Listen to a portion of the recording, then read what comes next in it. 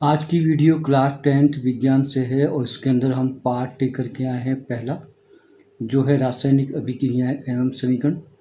इसके अंदर हम आज संयोजन अभिक्रिया के बारे में चर्चा करेंगे। तो इसमें एक क्रियाकलाप के माध्यम से आपको समझाएंगे कि संयोजन अभिक्रिया क्या होती है। तो शुरुआत करते हैं। तो जैसे कि संयोजन अभिक्रिया का हमारे पास टॉपिक है, तो देखते हैं भाई संयोजन होता क्या है। पहले अपन इस पर चर्चा करते हैं कि संयोजन क्या होता है। तो संयोजन का अर्थ होता है बेटा जुड़ना, यानी कि इसका अर्थ ये हो गया कि इसमें दो अभिकारक जुड़ेंगे और एक उत्पाद बनेगा, यानी कि दो अभिकारक या दो क्रियाकारक मिलेंगे और मिलने के बाद जो भी उनसे उत्पाद बनेगा वो आपका एकल उत्पाद बनेगा। ये संयोजन अभिक्रिया का जो है एक संक्षिप्त रूप है। अब इसकी जो डेफिनेशन है वो बेटा इस प्रकार होती है। दो या दो से अधिक अभिकारक, अभिकारक कहते हैं जो क्रियाकारकों जो क्रिया करते हैं, संयोग कर यानी कि जुड़कर एकल उत्पाद का निर्माण करें। बेटा एक बात ध्यान रखना कि संयोजन अभिक्रिया में जो बनता है ना, वो एक ही बनता है, दो नहीं बनते, ठीक है ना। तो दो या दो से अधिक अभिकारक संयोग करके एकल उत्पाद यानी एक उत्पाद का निर्माण करते हैं, तो उन अभिक्रियाओं को बेटा संयोजन अभिक्रिया कहते हैं, ठीक है। अब इसका एक अपन क्रियाकलाप समझते हैं। ये बेटा एक बीकर लिया अपन ने, ठीक है, और बीकर में बेटा मैंने जल डाला यानी पानी। तो पानी को अपन लिखते हैं बेटा H2O से, ठीक है। अब इसमें बेटा हमने बिना भुजे हुए चूने के टुकड़े डाल दिए, बिना भुजा चूना। और बिना भुजा जो चूना होता है उसका होता है CaO अणुसूत्र, जिसको बोलते हैं बिना भुजा चूना, या हिंदी में बोलते हैं कैल्शियम ऑक्साइड। अब इसमें बेटा देखो हमने क्या करा, पहले पानी लिया इस बीकर में और उसमें कैल्शियम ऑक्साइड यानी कि बिना भिजा हुआ जो चूना है वो डाल दिया। तो बेटा ये दोनों क्रिया करेंगे और क्रिया करने के बाद यहाँ पर जो एक उत्पाद बनेगा वो बनेगा आपका कैल्शियम हाइड्रोक्साइड। क्या बनेगा बेटा वो बनेगा आपका कैल्शियम हाइड्रोक्साइड। क्लियर चुका। अब देखो यहाँ पर दो अभिकारक हैं, यहाँ पे कितने अभिकारक है, दो, और उत्पाद देखो बेटा आपका एक बन रहा है, उत्पाद एक बन रहा है।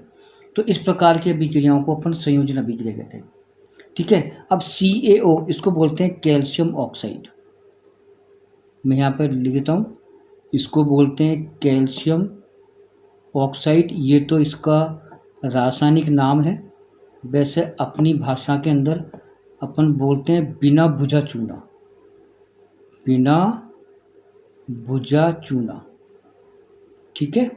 ये जल है और जल को अपन H2O से लिखते हैं। कैल्शियम हाइड्रोक्साइड ये इसका रासायनिक नाम है, तो इसको बोलते हैं कैल्शियम हाइड्रोक्साइड,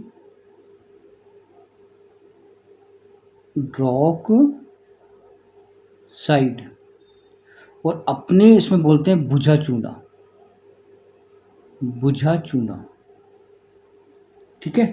तो देखो ये एक संयोजन अभिक्रिया का एक क्रियाकलाप भी है और इसकी अपन ने बनाई डेफिनेशन। अब देखो एक प्रश्न खड़ा होता है, आपने देखा होगा कि कैल्शियम हाइड्रोक्साइड यानी कि जो बुझा हुआ चूना है उसके विलयन का उपयोग अपन दीवारों पर सफ़ेदी करने में करते हैं दीपावली के मौके पर। तो बुझे हुए चूने के विलयन का उपयोग दीवारों पर सफ़ेदी करने में किया जाता है। अब आपने देखा होगा जो अपन दीवारों पर सफ़ेदी करते हैं तो उसमें चमक आती है। अब चमक क्यों आती है उसको समझाते हैं। जब बेटा अपन कैल्शियम हाइड्रोक्साइड को जब अपन दीवारों पर सफ़ेदी करते हैं तो ये बेटा वायुमंडल की कार्बन डाइऑक्साइड से क्रिया करता है। जब वायुमंडल की CO2 से क्रिया करेगा तो बेटा ये बनाएगा कैल्शियम कार्बोनेट, और ये जल की नमी वो भाप बन के उड़ जाती है। अब ये कैल्शियम जो कार्बोनेट है इसको कैल्शियम कार्बोनेट बोलते हैं। ये बेटा एक पतली परत होती है और ये पतली परत जो है वो दीवारों पर चढ़ जाती है, और कैल्शियम कार्बोनेट बनने के कारण ही बेटा उसमें चमक आती है, ठीक है।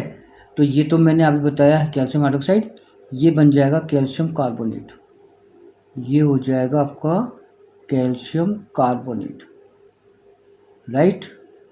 अब बच्चा यहाँ देखो आप, और इसी के बनने के कारण दीवारों पर सफ़ेदी आती है। अब कुछ और एग्जाम्पल लेते हैं संयोजन अभिक्रिया के। जैसे कोयले को जलाएं ऑक्सीजन की उपस्थिति में तो बेहतर CO2 गैस बनती है।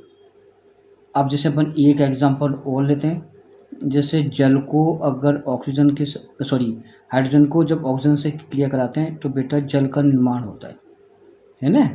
तो अब यहाँ पर ऑक्सीजन के 2 हैं, यहाँ ऑक्सीजन ये 2 हैं, यहाँ ऑक्सीजन 1 है, तो बेटा यहाँ पर 2 लगा लो, यहाँ भी 2 लगा लो, इसको समझौता कर लो। तो ये एक दूसरा एग्जाम्पल है, ये तीसरा एग्जाम्पल। पहला एग्जाम्पल मैंने आपको समझाई दिया।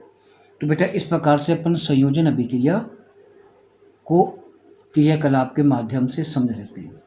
ये आपका आज का जो टॉपिक था। धन्यवाद।